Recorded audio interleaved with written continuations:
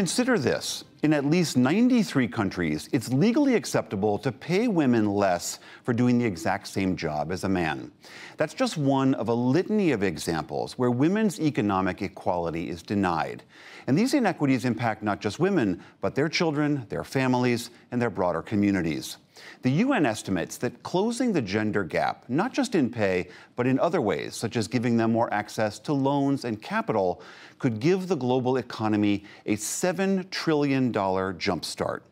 These issues are top of mind for many this week as world leaders gather in Washington, D.C. for meetings hosted by the World Bank and the International Monetary Fund. One person advocating for a more just economy is Melinda French Gates. She's the co-chair of the Bill and Melinda Gates Foundation, which is a funder of the NewsHour. Melinda Gates, welcome back to the NewsHour. So nice to have you here. Thanks for having me, William. So I mentioned this one fact about it's okay legally to pay women less than men, but again, that's just one example of so many. When you are here trying to convince people about this inequity existing and causing harms, what do you argue? I'm arguing for let's fix the system. And to be honest, it's not that hard. If you look at high-income countries, we don't have it all right yet, but women are doing better in our country than in many others. We're not immune to this. We're not immune to this. But if you think back in our history, it was early 1970s that a woman finally didn't need her husband to sign on her bank account in our country. So if we get the regulations right in other countries and we move capital, this large-scale capital that goes from the World Bank or the IMF, but we really hook it up to the women entrepreneurs. There are literally millions of female entrepreneurs across the continent of Africa, and we make sure the loans are right size. The interest rate is paid monthly, not weekly. It isn't at an exorbitant fee. These women will actually grow not just their business, but their entire economy. And those disparities that you're describing, those are what exist today? Yes, they still exist in many countries. A woman can't get a loan without her husband signing off on it. So we need to fix those laws, but we also need to fix credit. Right now, a woman often doesn't have a credit score in Africa. She doesn't have the collateral to prove she's credit worthy. And yet, if we can get her on a mobile bank account, which many women are getting onto, we can start to see that she's paying bills. She's actually financially very literate, and that she can build credit, and we can help her then get a small loan to not only educate her kids, but advance the business she cares about. So you're here talking to the World Bank and the IMF and the heads of these very large international banking structures. When you make this argument to them, are they nodding along with you? Are they looking skeptical at you? Do they appreciate what you're talking about? I would say it's only been in about the last 8 years that the world and these large financial institutions have woken up to the opportunity that women present. If I look back 15 years when I used to come to these institutions or to the UN, we didn't really talk about women. But now people realize, like, take the United States. Women have the most purchasing power of anybody in our own country. Right. And so they start to see the opportunity, but they have to get their whole organization moving in that direction. How do you explain that chasm? The disparity that exists? Again, we understand some of the societal forces at work here that we've been fighting against for generations. How do you explain that around the world? Well, it's much the same. It's the social norms. For better or for worse, we set the world up for males. And what's happening now is that females, when you send them out into the workforce or to capitalize their small business, they run up against these systemic barriers. So a man doesn't understand their business if he's the one that's going to extend the credit or he's going to give the loan, right? They don't see the business, they don't understand it. They often have bias thinking, oh, a woman can't run a business. So we have to break down those barriers so that we show and we demonstrate that women can create society the way we want it and that we can, as investors, get a good return. And then I think you'll see vast amounts of money flow.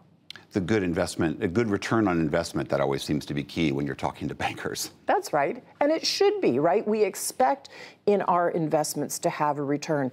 But sometimes also in the financing, for instance, these large global institutions we're talking about, you have to both do some grant funding and the loan piece, because we know India is a perfect example. They put their many women in these self-help groups, and now they are lending to 42 million women-led businesses because they're seeing it's advancing the Indian economy.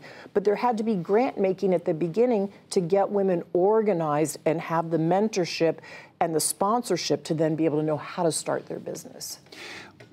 I imagine there's also this suite of other complicating factors too. War, conflict, political unrest, climate change, that again, we know disproportionately falls hardest on women, and that you also have to be trying to ameliorate those things to create the conditions by which women can thrive. Absolutely. And it's particularly difficult at the meetings right now because we've been talking about climate change, conflict is rife, but what we're trying to get the high-income countries to understand is you have to also continue these investments in Africa and across the continent of Africa and Southeast Asia, because countries want to move from low to middle to high income, and we know it's possible.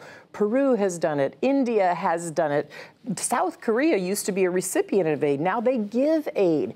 And so if we keep making these investments, you will see peace and prosperity in those places as opposed to more conflict.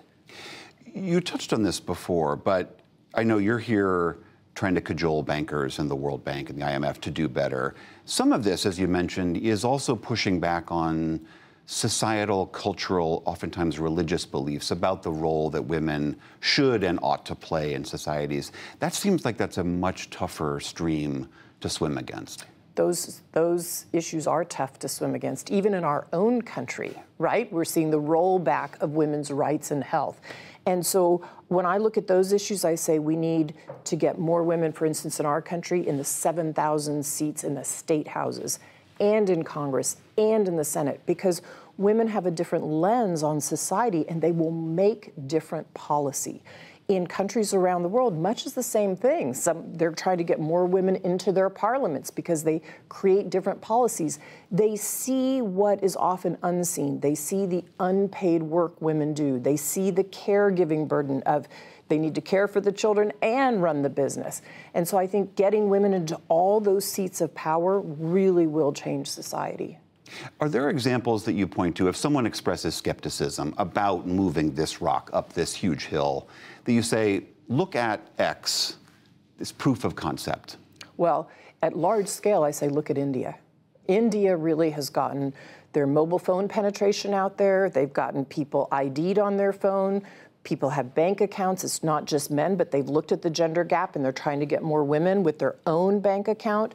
They're now scaling and getting resources out to women, and they're starting to see they're on the economic rise in a huge way. So I point to them as a large-scale example of how and where this can work. Melinda French Gates, thank you so much for being here. Great to see you. Thanks for having me.